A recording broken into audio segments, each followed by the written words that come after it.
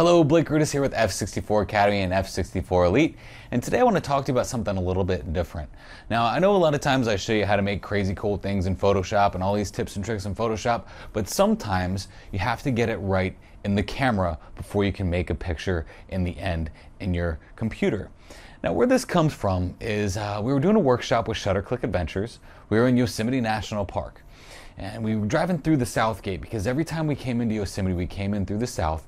So every time we went into the valley, guess where we stopped and we went right past? That was Tunnel View, that iconic shot, you know, a very Ansel Adams-esque shot, very widespread shot where you've got on your left El Capitan, and then on the right you've got Bridal Veil Falls and the Three Brothers and Half Dome, and it just looks absolutely gorgeous. So instinct said, Blake, pop on a 16mm lens, jump out there, get a bunch of wide shots, and you're good to go.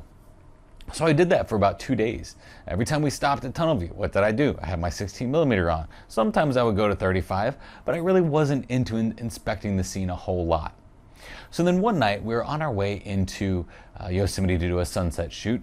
We were thinking about, should we stop at Tunnel View or not? Should we stop? Let's just do it. So we stopped at Tunnel View. We get out. I put my 16mm on and I shoot again. Bored of the same angle, but still doing it because that's what I felt like I needed to do. So after taking a few shots with a 16mm, I took it off and I put a 70-300 on. And I started to look at the whole scene. I started to break it up into these little pieces. And this might not be a revelation to anybody, but it was very interesting for me to do this practice because, as you know, I'm a wide angle junkie. So I put this telephoto lens on and I start looking at things at 70mm. I start looking at El Capitan at 70mm. And then I move over and I start looking at Bridal Veil Fall, just Bridal Veil Fall at 300. And then I went up and looked at maybe Bridal Veil Falls with Half Dome in the background and Three Brothers just peeking there and just really starting to get the personality of the entire area.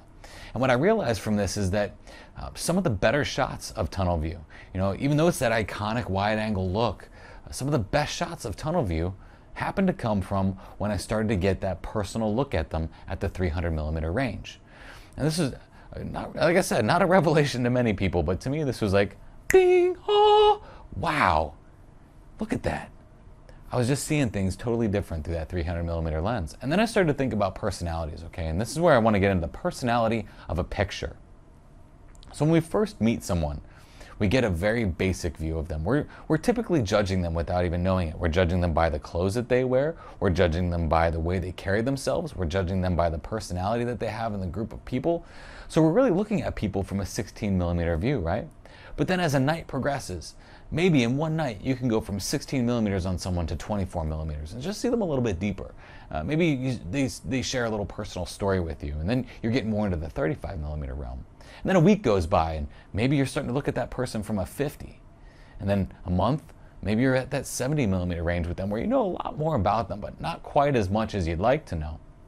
And then there's like my wife and I, where as our relationship grew, we're now at like a 3,000mm view of each other, okay? We've given each other so much information about each other that we practically know each other better than we know ourselves. And that's really impressive, but you can get the same way with your photographs. So think about, just like you think about the personality of people and digging deeper and learning more about individuals, think about the same thing when you're on the scene. One of the things that would be a great practice for you is to show up on the scene, don't take a single picture. Show up there an hour early. If you know sunset's going to be at 7:30, show up there at 5:45. Walk around for 45 whole minutes. So give yourself a good 45 minutes just to walk around and experience the environment. Once you've experienced the environment, you've had an opportunity to look at different angles. Maybe this looks like a good one. Maybe this looks like a good one. You get the option to look at the angles at that point first, then put on maybe a 16mm lens. Take a picture, take a wide angle shot, and then start to get your deeper, more telephoto style lenses on. Put a 50 on. Get the characteristic of that place at a 50, at a 1.8, to really look at the bokeh and how certain parts of that image, based on what you're focused on, interact with the whole scene. Really start thinking deep about the personality. Throw a 70 on there, 300 on there. A lot of times when you're waiting for sunset anyway, you got a lot of time on your hands, all right? So you can get that perfect picture at that perfect focal length because you took the time to understand the personality of the scene before you decided to shoot. So once sunset comes on, maybe you're not at 16mm ultra wide. Maybe you like the way that the light is peeking on the side of this one building and that's all you needed for that entire sunset shot. Maybe it wasn't the robust clouds that are blowing up all over the sky. Maybe it was just that little peak of yellow that's showing up on the side of a building. So think about that thing.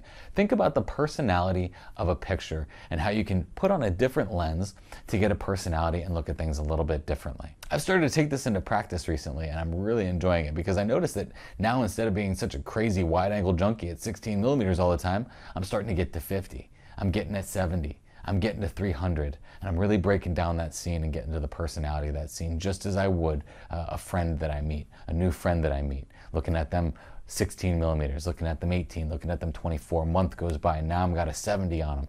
A year goes by, I got a 300 on them. And like my wife and I, we've been together for an awful long time. We know each other better than we know ourselves at 3,000 millimeters. I don't even think there's a lens that big. If it was, it'd be crazy expensive. So, but then again, so is marriage.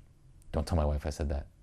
So again, I'm Blake Rudis with F64 Academy and F64 Elite. If you like this, please comment, share it, send it to a friend. Maybe you got a friend who's a wide-angle junkie like I am and needs to go a little bit deeper. Maybe understand the personality of things a little bit more by throwing on a telephoto lens.